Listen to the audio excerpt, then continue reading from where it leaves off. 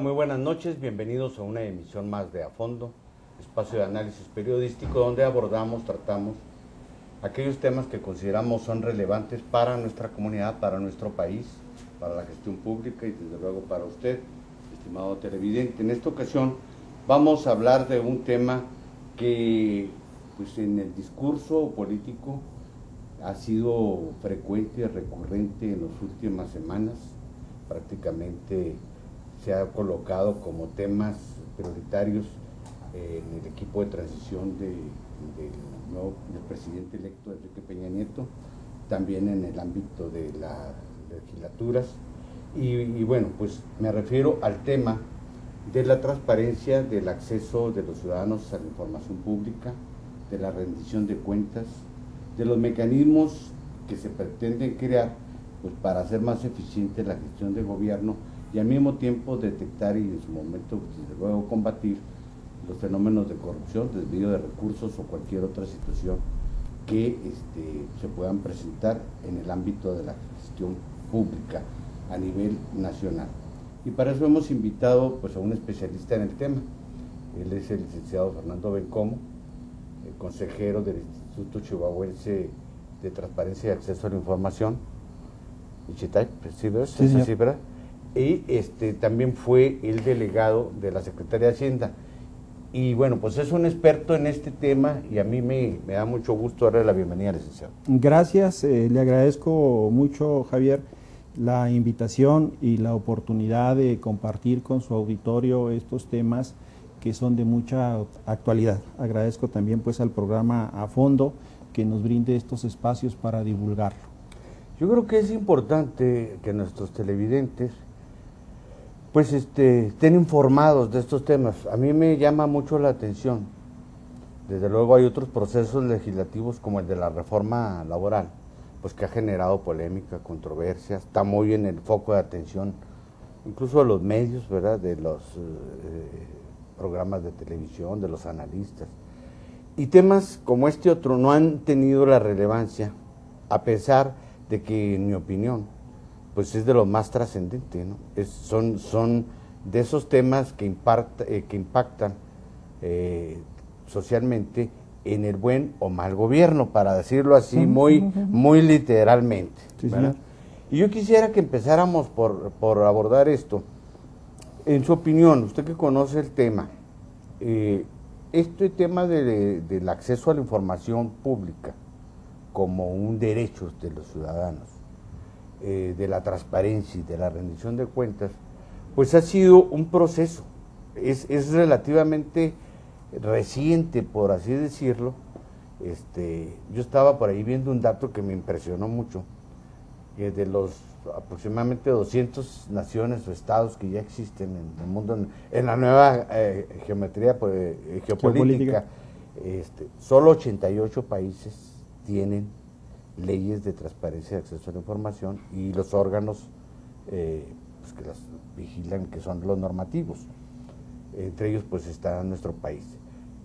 ¿Qué nos puede decir? ¿Cómo fue avanzando en México esto? Sí, con mucho gusto. Terminando la idea que manejaba usted de los 88 países, también es de resaltar que son aquellos que tienen mayor grado de desarrollo económico y que mayor participación y mejor calidad de vida. Este tema es viejo, nace en Europa en el siglo XVII más o menos y empieza sobre todo en Suecia y empieza a avanzar poco. Hasta la Revolución Francesa se maneja pues como la participación o la liberación de los ciudadanos en el ejercicio de su derecho frente al Estado y se viene avanzando.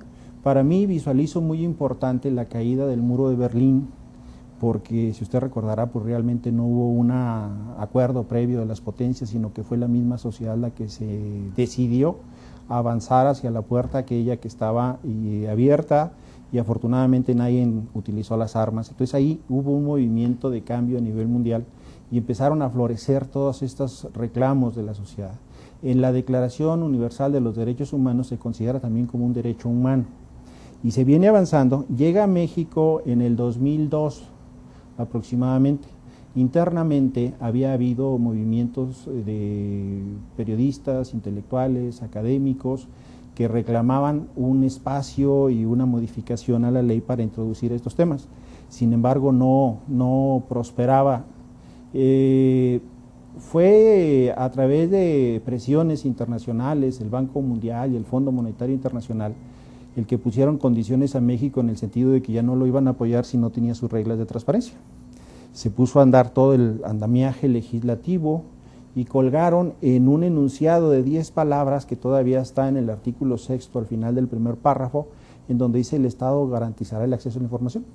El origen de ese enunciado pues es en un ambiente completamente distinto, era en materia electoral, era la reforma, y usted recordará, del 77 de más Reyes o menos. Heroles, sí. Sí, señor, Sí, exactamente. Estaba el secretario de Gobernación, Reyes Heroles. Cambia el régimen de partidos, se estructura, se les dan más facilidades y participación a los partidos políticos, y ahí se cuelga el tema. Y es la Suprema Corte de Justicia la que emigra a través de sus distintas resoluciones de un derecho social hasta que llega a una garantía individual. Entonces, por ahí va la línea.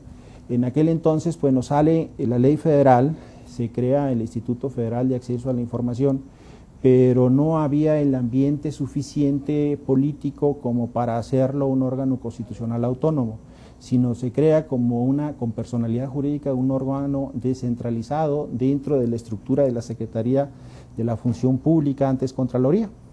Entonces, acotado a ese espacio, no le era posible poder regular o hacer la aplicación de la ley para el Poder Ejecutivo, para el Legislativo o para el Poder Judicial, se nos limitaba eso. A la par, en los estados, en las entidades federativas, empieza a haber cada entidad federativa su propia ley, y con una reglamentación pues muy disímbola, independientemente de los colores que tuviera los gobiernos en ese momento. ¿Qué quiere decir? Que lo que era un derecho de un ciudadano en determinada entidad federativa no lo era igual o del mismo tamaño en otra entidad federativa. Pongo un ejemplo. En aquel entonces, por ejemplo, en Baja California crearon un instituto de transparencia que tenía un solo consejero, presidente, y creo como 15 o 20 consejeros que eran los presidentes de las cámaras, y además era honorario. Entonces es muy difícil que realmente avancen, que se junten, claro, que establezcan, que revisen. Entonces no son eficientes. O bien con un término muy corto de un año que no les permitía hacer nada. En Tamaulipas, el presidente o el encargado del tema de transparencia era el asesor jurídico, el señor gobernador, y los responsables eran los jurídicos de cada una secretaría. Entonces no había la confianza por parte de los ciudadanos y tenían que llenar un formato en donde decía que tenía que decir su domicilio, su nombre completo, identificarse plenamente, para qué quería la información y ese tipo. Entonces también no había el estímulo. En Campeche solamente podían pedir información del gobierno del estado los ciudadanos campechanos. Lo que me están narrando me recuerda mucho es también la trayectoria de la formación de las comisiones estatales de derechos humanos y la Comisión Nacional de Derechos Humanos. Más o menos fue en ese mismo esquema de improvisación, de voluntad política en algunos casos, de presión social en algunos otros casos, y así se fue construyendo. Pero ahora me llama mucho la atención, que lo comenté al inicio así muy de pasada. Bueno, ya hay un anuncio concreto del nuevo presidente electo, de que va a impulsar una reforma para darle autonomía justamente y mayores facultades al Instituto Federal de Acceso a la Información, al IFAI. Y me gustaría que este tema lo empezáramos a desglosar, porque creo que va esto junto con la Ley General de Contabilidad Gubernamental, que en esta semana acaba de ser aprobada y pasa ya a la Cámara de Diputados. Y otras iniciativas que se han planteado en esto, al menos en términos políticos, como la creación de una Comisión Nacional Anticorrupción, me reflejan a mí, usted me corrige si estoy equivocado, que hay una preocupación central en transparentar, en que haya mayor rendición de cuentas y en poner mayores controles a todo lo que tiene que ver con la gestión pública. Vamos a una pausa y regresamos con este tema. Con mucho gusto.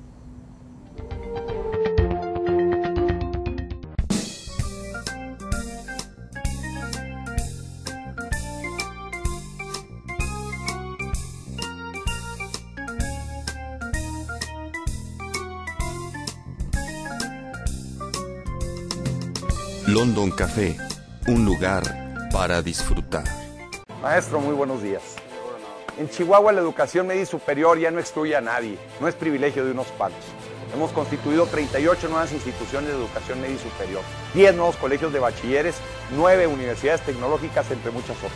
Hemos crecido las matrículas en medicina, derecho, administración hasta en un 100%. Buscamos y le apostamos a mejores ingresos de las futuras generaciones. Con hechos, Chihuahua tiene futuro. Segundo informe de gobierno.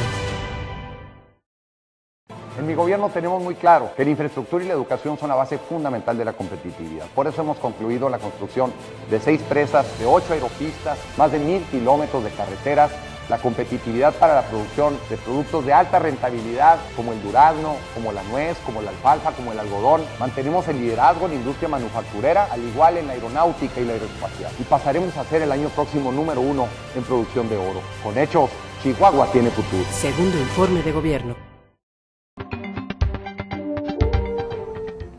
Mucha gente se pregunta, bueno, ¿y por qué le están poniendo tanta atención a este asunto de la ley de transparencia? ¿Por qué el presidente electo plantea estas iniciativas y no otras que en algunos casos la gente podría decir son más directas a nosotros, ¿verdad? Pongo un ejemplo, la cuestión de la inseguridad o la cuestión de la salud o de la educación, que son bienes públicos más cercanos, ¿verdad?, a la gente.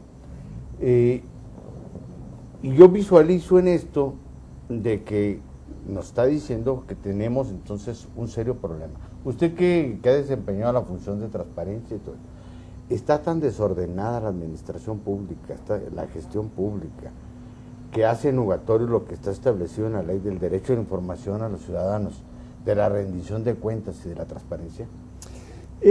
Yo siento que debemos enfocarlo de esta forma. Usted lo asemejaba o lo acercaba a los derechos humanos. Es un derecho humano. Y los derechos humanos nunca han sido gratis, ni han sido rápidos, ni han sido regalados. Es una lucha de la propia sociedad. Yo visualizo que interpretan los resultados electorales porque inmediatamente después de que se dieron los resultados, el candidato ganador a la presidencia de la República hace 3 propuestas, dice 3 ejes torales. Y lo que les es común a los 3 ejes torales es la relación del gobierno y la ciudadanía, la participación de la sociedad. Nadie niega que venimos de un estado donde era el secreto administrativo y el secreto de Estado y cosas de eso.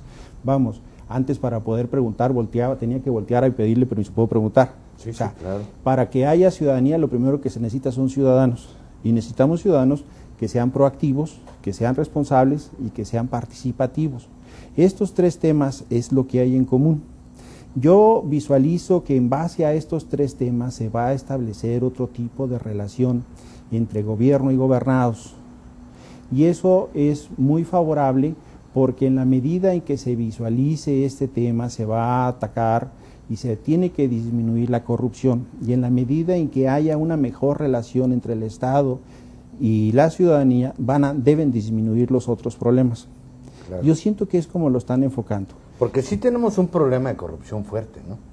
Yo al menos lo que he visto en los indicadores internacionales, pues nos sitúan en niveles, por ejemplo los organismos de transparencia internacional, pues muy alejados, ¿no?, de los primeros lugares, a pesar de que se han, desde el 77 para acá, pues se ha iniciado un proceso de reforma, ya diríamos, digamos, en la 3ª generación de reformas, si descontamos la del 2012, ¿verdad?, la Ley General de Transparencia que se genera, y estaríamos entrando en la otra fase. Yo quisiera empezar con esto de la Ley General de Contabilidad Gubernamental.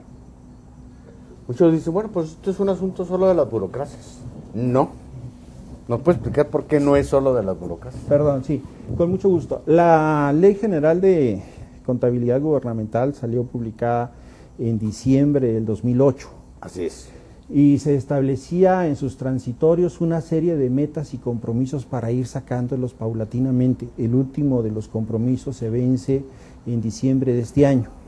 Se crea un consejo asesor para la armonización contable encabezado por los secretarios y cosas de eso. Es muy práctico y es muy fácil de explicar. Lo que pretende la Ley General de Contabilidad es armonizar la contabilidad. Yo no sabía que podían haber distintos criterios dentro de la propia contabilidad. Yo pensé que eran reglas claras, fijas, principios internacionalmente aceptados y conforme a los cuales practican las auditorías. Pero resulta que si usted en el catálogo de cuentas que tiene en la contabilidad, usted mete en la cuenta número 16 deudores diversos y yo pongo otro tipo de cuenta en donde pongo ingresos a plazo fijo o depósitos, a la hora de cruzar su contabilidad y la mía no van a checar. Entonces, mientras no haya una misma regla de contabilidad, tanto de la Federación, los estados y los municipios, no puede haber cuentas. Y para poder rendir cuentas, lo primero que necesitamos es que haya cuentas. Cuentas, sí, claro. Entonces, de eso se trata. Y esto que está señalando, esta es una parte, ¿no? Hasta donde yo entiendo. Yo ya más o menos leí lo que acaba de aprobar el Senado, y dice, bueno, uno de los ejes es justamente esa armonización de la contabilidad, de los criterios, establecer con toda precisión en materia de todas las cuentas habidas y por haber, para darle seguimiento desde sus orígenes de cómo se tiene acceso al presupuesto, a dónde van las partidas que se destinan, los ingresos que las entidades recaudan, qué procesos tienen. Pero entonces va más allá de esto. También vamos a decirlo, es una especie de armonización o de establecer criterios para tener claridad en la información financiera, ¿no? Por supuesto, y además existen con la reforma que está en proceso la obligación de publicar y transparentar los montos de las participaciones que reciben tanto los municipios como las entidades federativas, los montos de los créditos y empréstitos que recibe tanto los estados, la federación y los municipios, porque anteriormente pues se lleva el registro en una dependencia especial de la Secretaría de Hacienda con relación con las entidades federativas, en donde van registrando la capacidad de endeudamiento de las entidades federativas. Usted sabe que cuando un presidente municipal o un municipio primero necesita el acuerdo del cabildo y luego traerlo al acuerdo del Congreso para que lo autoricen constituir un crédito, y sus autorizaciones y los montos los tiene que registrar una dependencia de Hacienda antes de que firmen los contratos con el banco para que le entreguen. El hecho de estar registrada en Hacienda le garantiza a los bancos que va a tener capacidad de pago. Entonces, eso es lo que se trata. Estas últimas reglas que se están incorporando a la Ley Federal de Contabilidad Gubernamental, de hecho han estado, ya se contemplaban, pero se contemplaban en las leyes de ingresos cada año. Lo que se pretende, y esta es una iniciativa que presenta el presidente Calderón, se pretende que ya quede en una ley y que ya no quede a la voluntad política de la legislatura en turno, cuando en diciembre se están haciendo las leyes de ingresos y los presupuestos de egresos, para ver si se quieren poner esos artículos. Entonces, se queda como obligación la necesidad de transparentar. En esta no hay ninguna que se pudiera considerar que se está vulnerando la autonomía de los estados. Pues al final de cuentas el Congreso ya tiene la facultad y la está ejerciendo.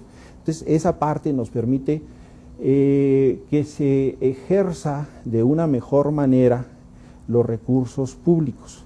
Yo quiero hacer hincapié en una cosa. Normalmente se ve como si las participaciones federales fueran una dávida de la federación. Y discúlpeme, pero no es el caso.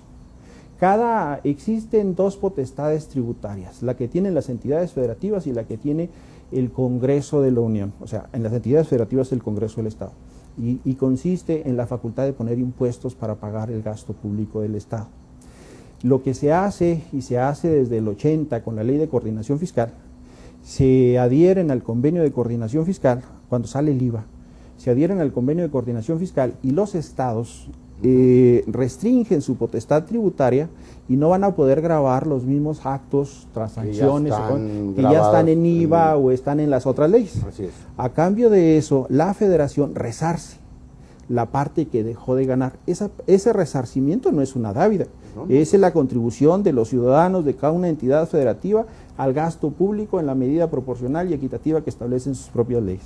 Entonces es importante eso. Lo único que se está tratando de hacer es que todo lo que reciba, bueno, se clasifique de la misma forma, se tenga un sistema contable armónico entre el Estado, las federaciones y los municipios, y además se publiquen las cantidades. De eso se trata.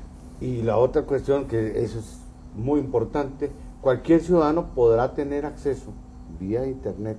Así es. Porque debe estar en los portales de información, qué deuda se contrató, con quién se contrató, en qué se invirtió en esta obra, quiénes fueron los contratantes, los proveedores, los pagos de servicios. Sí. Es decir, es transparentar todo el quehacer público, ¿no? Estoy de acuerdo, así es. Bien, vamos a una pausa y regresamos con este tema que de verdad es muy importante para poder contar con buenos gobiernos.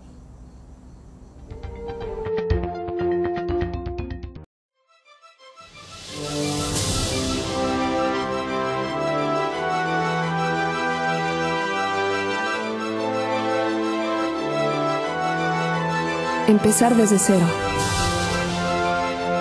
Crear. Prepararme para poder dar lo mejor de mí en todo momento.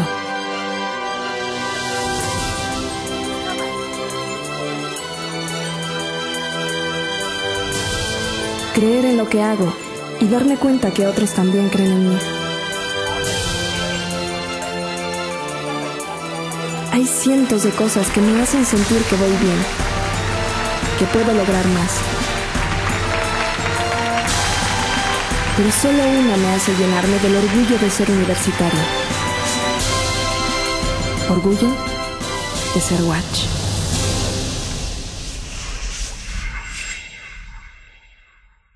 La estrategia de Chihuahua en la salud es prioritaria. Somos el tercer estado a nivel nacional en cobertura de salud.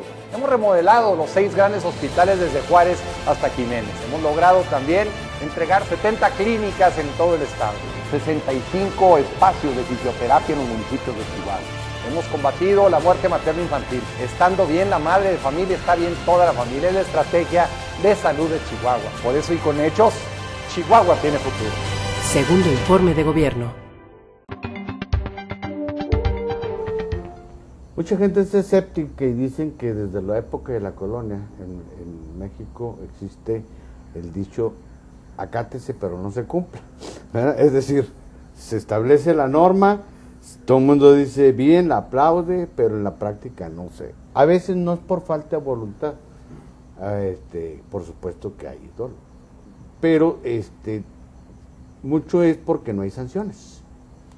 O sea, queda al criterio ético, queda prácticamente como un principio ético, como una norma ética que no obliga y no tiene consecuencias, o obliga moralmente pero no tiene consecuencias.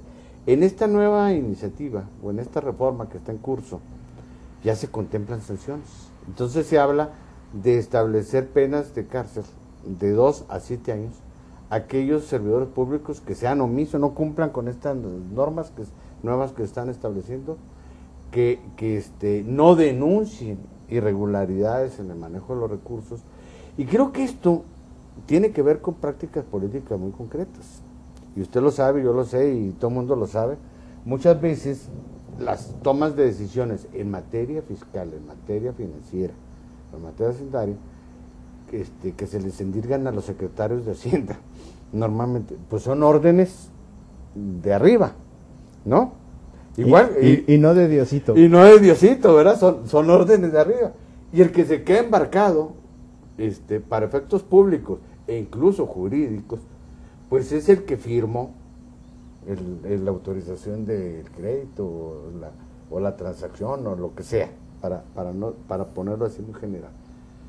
Y esto pasa todavía, esto es a nivel de los estados. Y a nivel de los municipios yo observo otra situación.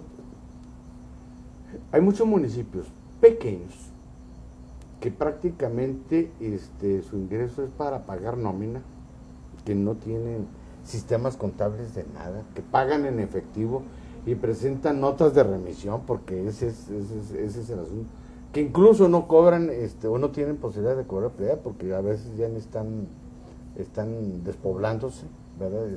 Situaciones de esto. Y sin embargo hay plazos establecidos para que entren en vigor esta nueva normatividad, esta armonización contable. Yo me pregunto, pongo el caso de Chihuahua, porque yo sé que conozco. Yo digo que exceptuando Chihuahua, Juárez, Delicias, Parral, Cuauhtémoc, que son los municipios, los otros municipios restantes podrán cumplir con esos plazos que está para el 14. en el caso de los municipios? La respuesta concreta no la tengo. O sea, se trata de que sí. Le puedo decir a usted que en el estado de Chihuahua, desde hace 3 ejercicios más o menos, el presupuesto ya está basado en resultados, que es parte de lo que prevé la reforma en materia de armonización contable. Que la entidad de Chihuahua, por las reuniones que yo he tenido en la Ciudad de México con funcionarios de la Secretaría de Hacienda y funcionarios a nivel nacional de transparencia, Chihuahua va en tiempos. Yo no he participado porque a nivel local hay un comité de armonización contable en donde participan los municipios y se reúnen. Y les han dado cursos incluso, capacitación. Y se tiene que ir de la mano con ellos, la labor de acompañamiento debe ser muy intensa. Nosotros en el instituto hemos hecho algo parecido. Nosotros en el instituto, desde que empezamos, hemos tratado de acompañar y generar valores y llevarlos a las escuelas. Y nosotros a través del instituto ya tenemos programas y hemos podido influir en los planes y programas de estudio en las escuelas primarias, escuelas secundarias y telesecundarias, y a través de Comay ya logramos, cuando estaba Lujambio ahí y ahora con el nuevo secretario, logramos que a nivel federal en el ciclo escolarizado que inicia en enero del año que entra, los libros federales ya van a traer temas de transparencia, de rendición de cuentas, de protección de datos. O sea, es la única forma de sembrar en las generaciones futuras. Sí, señor. Deberá llegar un momento en que estas generaciones ya traigan el chip integrado, porque al final de cuentas estamos hablando de valores. Sí, claro. Estamos hablando de forma de ser, de conducirse, de la conducta de nosotros mismos. Porque si alguien tiene valores, por muchas instrucciones que le dé a usted de ser irregular o hacer excepciones fuera de la ley, si tiene usted los valores bien arraigados, no lo va a hacer. Entonces, eso es lo que tenemos que hacer. Y cuando se trabaja con la conducta humana, las metas deben ser a muy largo plazo. Tratar de generar o influir en la formación de la ciudadanía no es fácil ni rápido. Entonces, siento que eso. Regreso a los temas. En la parte de la responsabilidad, la participación, coparticipación, el derecho penal es muy claro, y eso que tanto peca el que mata a la vaca como que le estira la pata, sí es cierto, tienen sus grados de participación y la responsabilidad. Ahora, lo que se necesita, bueno, pues realmente que se ejecute, realmente que se haga, y una política pues que permita que cambie, que la ciudadanía vuelva a confiar en las instituciones, tenga esa parte de confianza de que le están administrando los recursos públicos que le pertenecen a ellos, porque los que están ejerciendo el Estado, el que están ejerciendo el poder, el mandato, pues realmente es parte de la sociedad. O sea, el Estado está conformado por la propia sociedad. El Estado es la figura de toda la sociedad, y de la sociedad se eligen 2 o 3 personas que nos van a representar y van a llevar la dirección. Pero al acabar su mandato, estas personas tienen que regresar a la sociedad. Entonces, en la medida en que trabajemos en eso, yo siento que sí necesitamos que existan leyes muy claras, con obligaciones muy claras. Se discute si dónde deben estar las sanciones, si en la misma ley de transparencia, o bien que se apliquen la Código Penal. Entonces, se está discutiendo, se maneja si el nuevo IFAI va a tener dientes o no va a tener dientes. Hay opiniones que dicen que no debe tener la facultad sancionadora, sino que determina la violación del derecho a una persona y que no entregó la información, y que le pase a un órgano sancionador tipo en base a la Ley de Responsabilidad de Servidores Públicos. Entonces, eso es lo que está discutiéndose ahorita en este momento, pero sí debe tener los mecanismos para ajustar, y que la ciudadanía y que sobre todo los que ejercen la función de gobierno, pues sí tengan miedo y acaten la ley. O sea, es mandato de ley, y eso, el incumplirlo, debe tener una sanción. Claro. Y esto es muy importante, por eso decía yo lo veo como un avance, porque el otro pues queda como un imperativo ético, simple y sencillamente, ¿verdad? Y como usted dice, pues depende de los valores que tenga la persona. Como las llamadas a misa. Pues sí, ¿verdad? No va a surtir efecto si no hay esa obligatoriedad y esa posibilidad de que le finquen responsabilidades administrativas o incluso penales. Sí. Ese es el otro ámbito. Bien, quisiera pasar en dar el tránsito al otro asunto que usted ya mencionó. Hay una propuesta genérica, aún no se ha traducido en una iniciativa de ley, para dotar de autonomía constitucional al Instituto Federal de Acceso a la Información y Protección de Datos Personales. modificar todo el andamiaje jurídico institucional, reestructurar este órgano con la pretensión de que no solo tenga que ver, primero deje de ser parte de la Administración Pública Federal, para que sea par y pueda tener la autonomía suficiente, no depender pues de nadie, ¿verdad? Ese es lo que yo escuché. Segundo, que tenga pueda supervisar, normar, sea el órgano regulador pues de todos los procesos de transparencia y acceso a la información, tanto de las entidades del Poder Judicial, del Poder Federal y del Poder Legislativo. Yo no sabía, por ejemplo, que los diputados, cuando las fracciones les dan su parte de dinero para su desempeño, no más firman de recibido, no tienen que rendir cuentas de lo que gastan. Por ejemplo, me llamó mucho la atención eso. Entonces es muy importante esto. ¿Qué más hay con estas propuestas? ¿Cuál es la idea de esta reestructuración del IFAI? Ya hay una iniciativa, se presentó por parte de la fracción parlamentaria del PRI y el Verde Ecologista. Yo estimo más o menos que a mitad de este mes. Yo le comenté a usted que cuando nace el IFAI nace como órgano desconcentrado, sí, y en esa medida la ley establece otros sujetos obligados, y otros sujetos obligados era el Poder Judicial, el Poder Legislativo, el Banco de México. Todos los órganos autónomos tenían sus propias órganos de transparencia, o sea, internamente. Y eso, bueno, pues no hay quejas, pero no generaba la confianza, o sea, realmente estaba su unidad de información, y si se inconformaban, presentaban el recurso y resolvían ellos mismos. Entonces, como que no había muchas garantías de resolver. Y luego hay el principio de inatacabilidad de las resoluciones del IFAI. Los funcionarios federales que se inconformaban o estaban insatisfechos cuando no les favorecía el mandato del IFAI, empezaron a explorar en distintos tribunales, se fueron tanto a la Comisión de Derechos Humanos como al Tribunal Federal de Justicia Fiscal y Administrativa, aunque no tuvieran competencia. Entonces empezaban a explorar otros órganos con tal de no dar la información. Era necesario, pues, primero establecer un piso mínimo para todos, iguales. Yo le comenté a usted que la legislatura de los estados no era igual.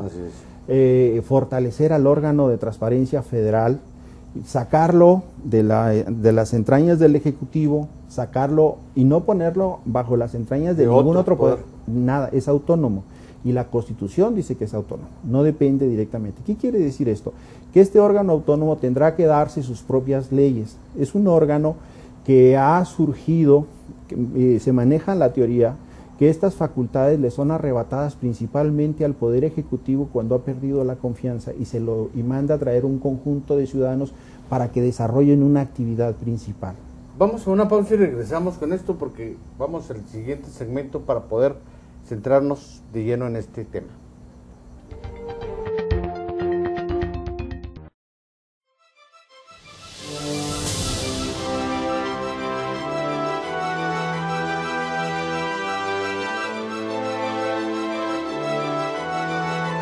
Empezar desde cero. Crear. Prepararme para poder dar lo mejor de mí en todo momento.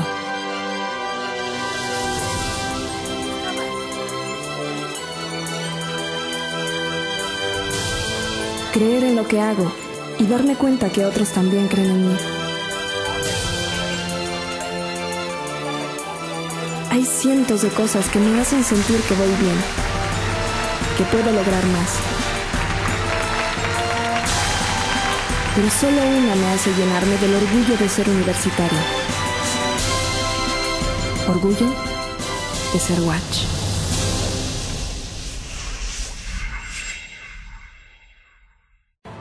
El miedo, el temor, el dolor no deben ser nunca más razones para que los chihuahuenses no disfrutáramos de nuestra libertad. Hoy los chihuahuenses han tomado las calles, los parques, nuestros espacios. Esto ha sido el respaldo de jueces, magistrados, diputados de todos los partidos, municipios, el Estado y coordinados con la Federación. Hemos logrado sin duda este avance contundente. Recuperar nuestra libertad y tranquilidad es mi compromiso. Por eso, con hechos, Chihuahua tiene futuro. Segundo informe de gobierno. Gracias por continuar con nosotros. Estamos transmitiendo desde London Café, ubicado en Antonio Montes, 4318, justo enfrente de Fábricas de Francia. Dese una vuelta, ya sabe, todos los viernes son noches de salsa. Y a pesar de que ya estamos en otoño, los días son más cortos, pues el ambiente sigue siendo el mismo. Dese una vuelta. Empezamos con esto de fortalecer, pues, la autonomía. Sí, señor. La reforma ya fue presentada, se ha estado hablando en dos vertientes. Primero, se necesita una gran reforma constitucional, primero para darle la personalidad jurídica al IFAI. En la reforma que presentaron la fracción parlamentaria del PRI, se visualiza que en el mismo artículo 6º, donde ya se encuentran ahorita las bases y los principios de transparencia, se establezca la definición de la personalidad jurídica del instituto como personalidad jurídica autónoma, con posibilidad de administrar su propio presupuesto y una autonomía de gestión. En base de esa autonomía de gestión es que los órganos administrativos empiezan a generar en su consejo todos los lineamientos y todas las bases que los van a ir regulando, porque no les aplican las demás. Claro, claro. Tienen una línea de conexión y supervisión como debe ser a través del Congreso de la Unión. Primero los nombra y ellos quedan obligados a rendir cuentas anualmente, o sea, no son independientes.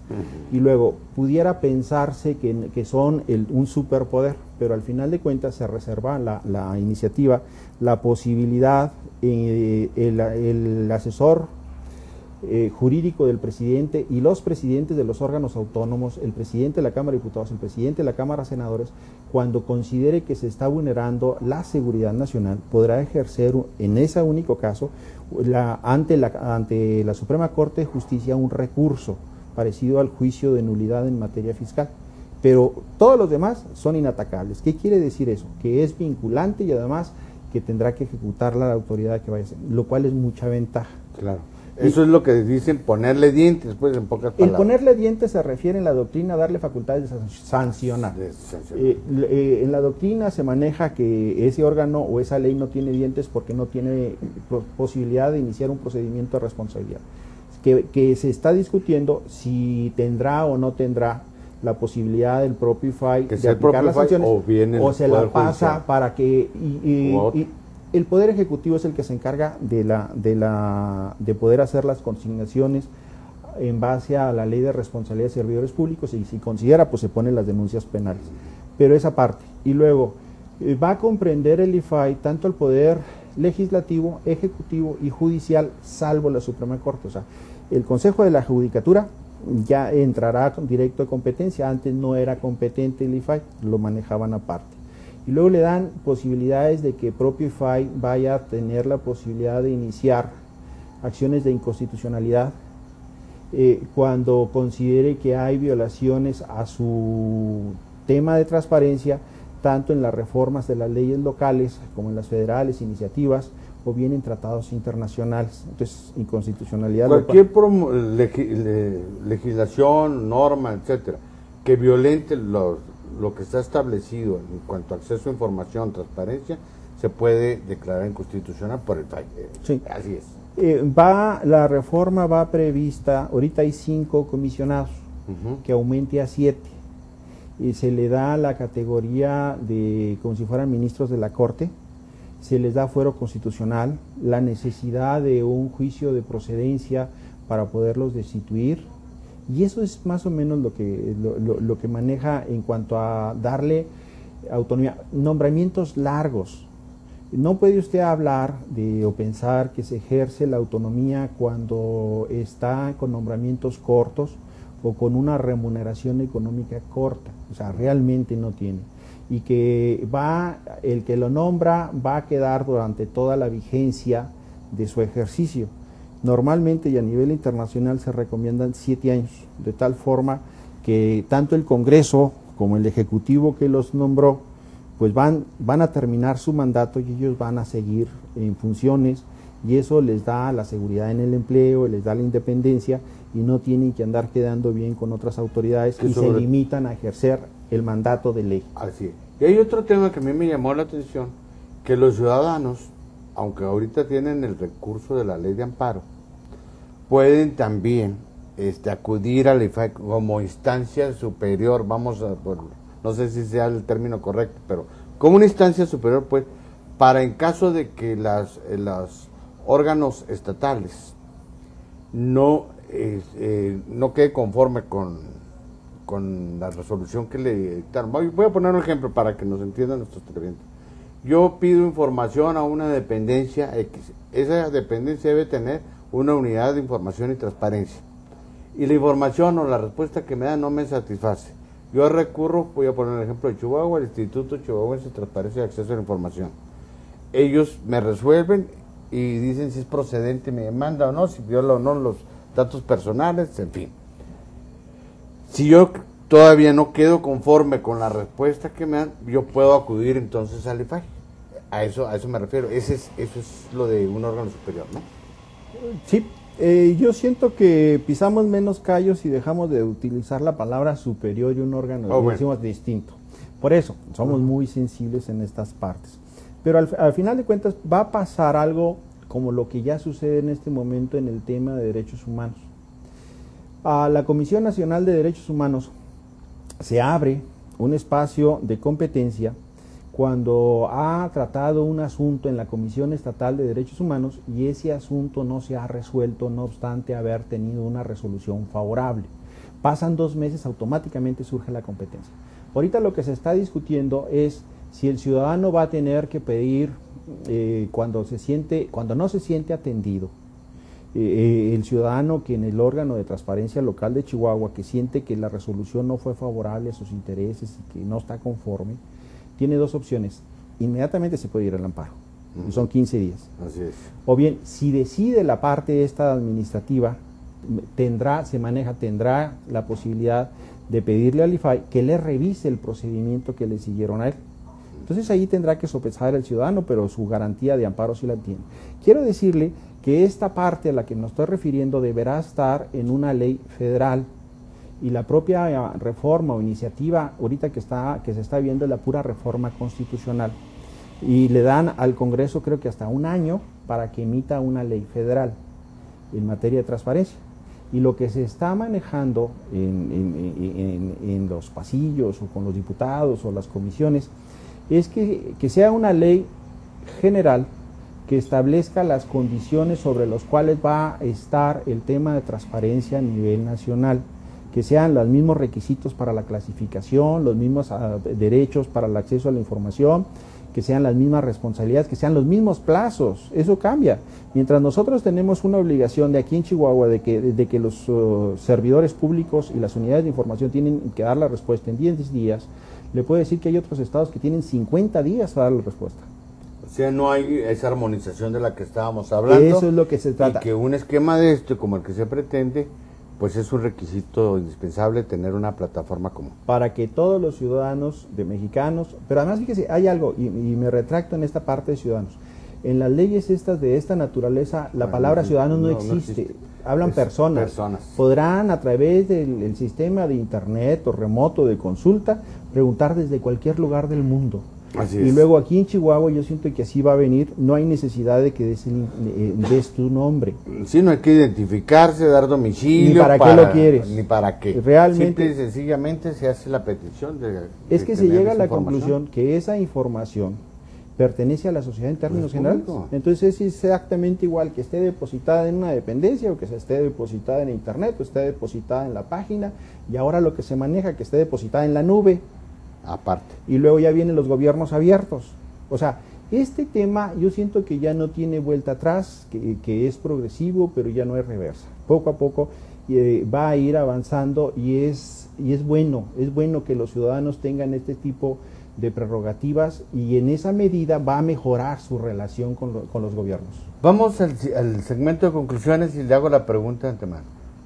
Se está haciendo este esfuerzo, se va avanzando, es irreversible, yo estoy de acuerdo con usted.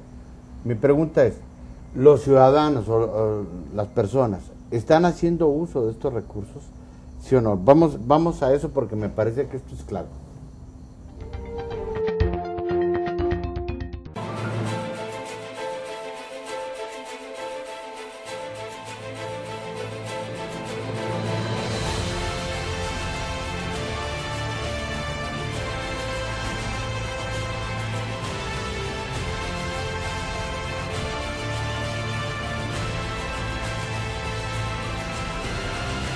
César Duarte, segundo informe de gobierno.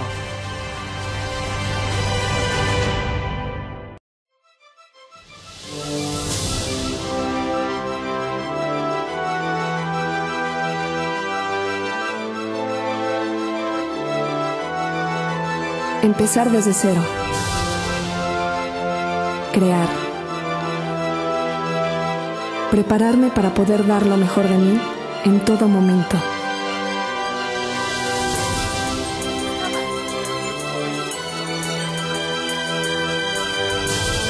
Creer en lo que hago y darme cuenta que otros también creen en mí. Hay cientos de cosas que me hacen sentir que voy bien, que puedo lograr más. Pero solo una me hace llenarme del orgullo de ser universitaria. Orgullo de ser Watch.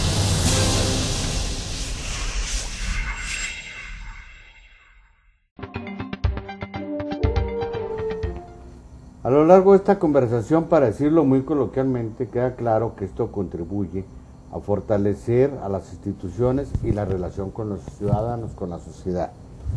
Como dice el dicho, cuentas claras, amistades largas, ¿verdad? Ese es uno. Segundo, me queda muy claro que entre mayor transparencia haya en la gestión pública, indudablemente pues los márgenes de prácticas indebidas o de corruptelas se reducen. Pues ¿por qué? Porque están en un mirador, en una caja de cristal. La administración pública debe ser como una caja de cristal, que todo el mundo puede observar y ver qué es lo que se hace, cómo se hace y para qué se hace, con qué recursos se hace y quiénes participan en eso.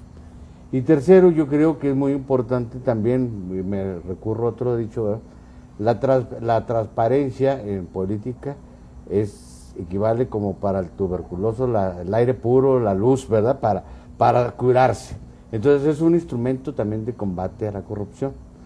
Ahora, mi pregunta es, y me gustaría que con esto cerráramos esta interesantísima conversación, ¿cómo está respondiendo el ciudadano a estos sistemas? ¿Está haciendo uso de estas herramientas?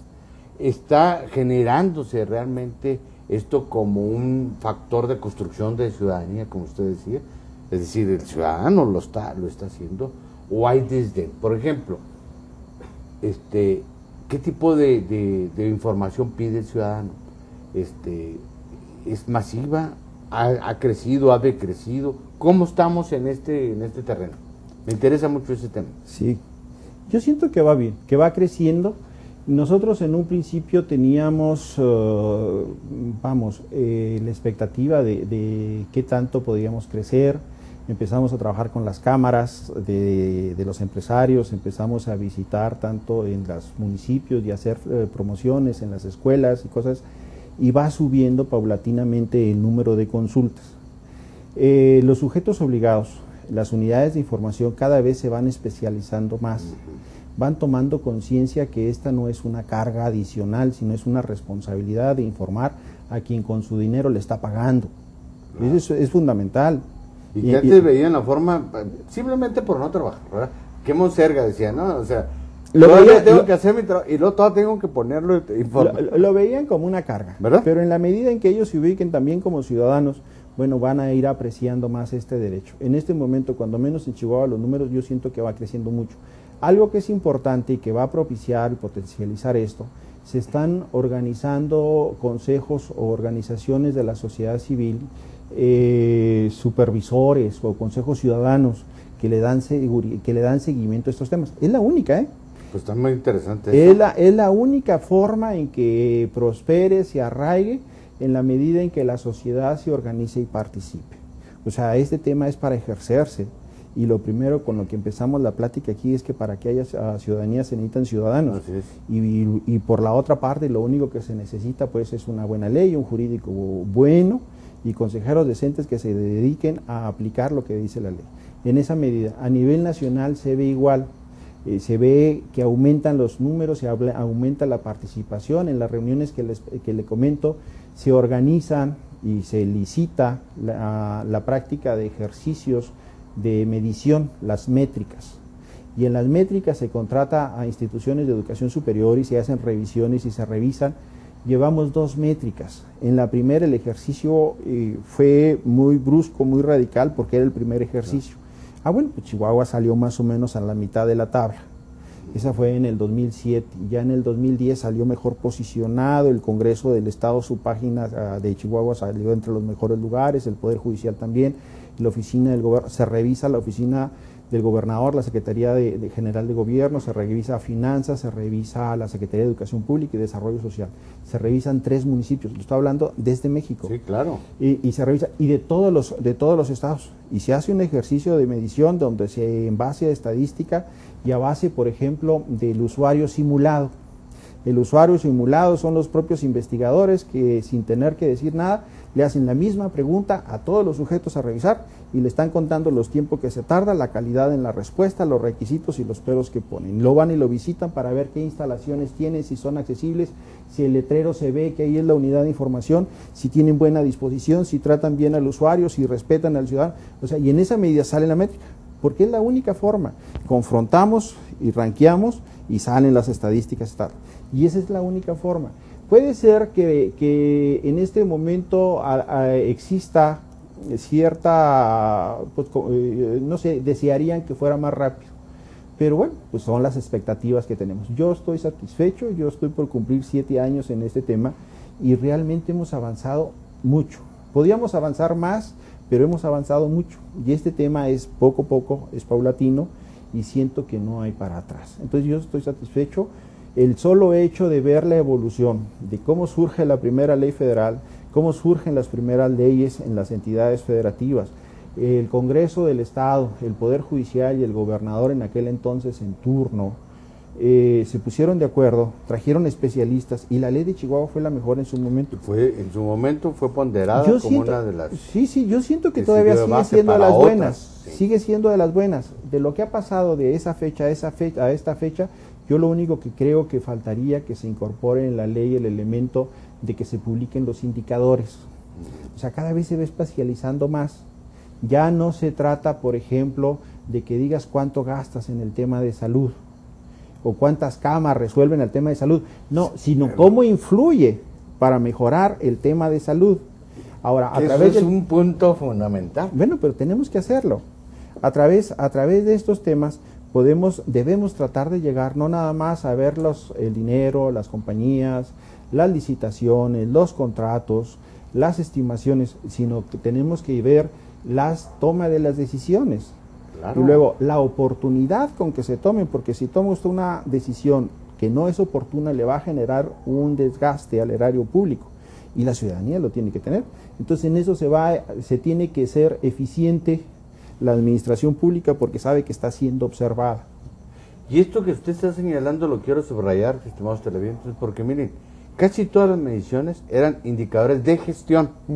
O sea, yo promoví, bueno, y los resultados de esa gestión, ¿en qué se tradujo? Entonces, este paso de los indicadores de gestión a los de desempeño y resultados es clave realmente para poder evaluar la eficiencia y eficacia de una administración pública o de un sujeto obligado cualquiera que esté sujeto a esta ley. Esto va de la mano, cada vez se va profesionalizando más el servicio público y debemos de desembocar en el servicio civil de carrera.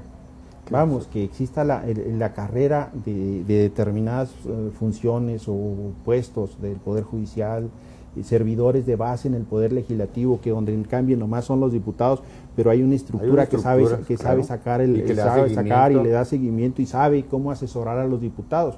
Los diputados traen la sensibilidad política de las necesidades de su distrito, de su región o de su estado, pero los asesores son los que lo arropan y le dicen, bueno, si tú quieres sacar eso, tenemos que modificar estas leyes, tenemos que hacer esto. Entonces la estructura la que lo arropa y le permite que el diputado presente en el pleno reformas a distintas. O sea, esta cosa se va profesionalizando, ya no se puede improvisar, la curva del aprendizaje le sale muy cara a la sociedad y ahora pues tenemos obligados a dar resultados. Pues yo le agradezco mucho, licenciado, esta conversación. Espero que a usted le haya sido útil como nos fue a nosotros. De verdad parecen temas que nada tienen que ver con nuestra vida cotidiana y es a la inversa. Es justamente a partir de esto que podemos construir ciudadanía y es algo que nosotros hemos insistido porque es el contrapeso para tener un Estado democrático sano. Muchas gracias y lo espero el próximo sábado en otra emisión más de A Fondo, porque recuerde usted, la verdad nunca es superficial. Gracias.